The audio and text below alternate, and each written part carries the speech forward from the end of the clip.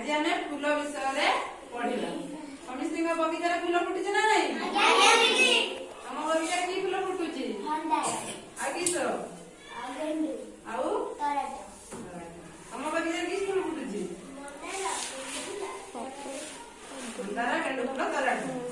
फुटी तम बगीचा कोन फूल फुटुची तान समिस्तिक बगीचारे फूल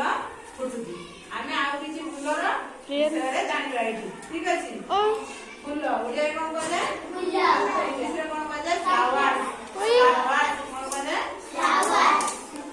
एटा की फूल गोलाप गोलाप इंग्लिश रे कोन कहले रोज एटा मानर इंग्लिश रे कोन कहले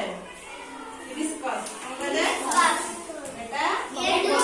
पर्पल कलर और व्हाइट कलर में व्हाइट कलर छोटा छोटा इंग्लिश रे कोन कहले एटा चंपा इंग्लिश रे भी चंपा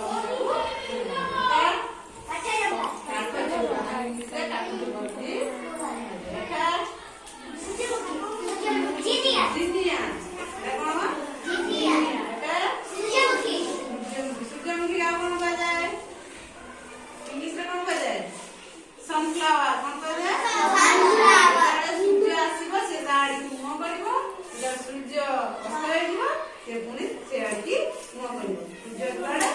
सनफ्लावर फूल से आडी एटा मल्ली इंग्लिश रे कोन कहले जैस्मिन कोन कहले जैस्मिन एटा कॉइन एटा कोन इंग्लिश रे कोन कहले वाटर लिली कोन कहले वाटर लिली एटा आइरिस आइरिस गोड़े कोन कहले ऑपरेंजा फूल एटा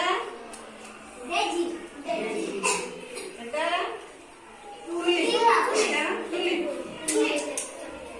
एटा सिंगार पारिजात गंगा गंगा शिउली इंग्लिश रे कहले पारिजात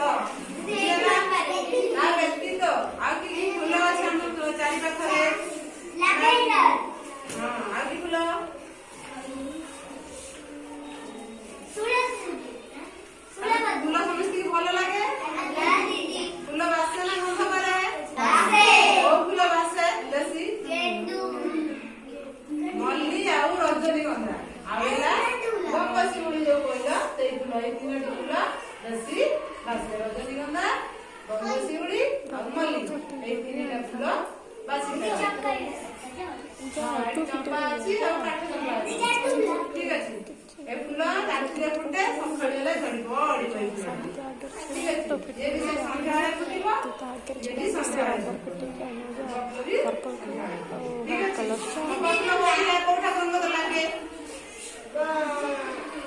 महादेव मंत्र लागे कोन लागे महादेव मंत्र चंपा फूल लागे ठीक अछि बुझी पाइला फूल विषय रे फूल समस्त भलो लागे ना कोन भलो लागे फूल हां समस्त भलो लागे फूल और ठीक अछि काई मारे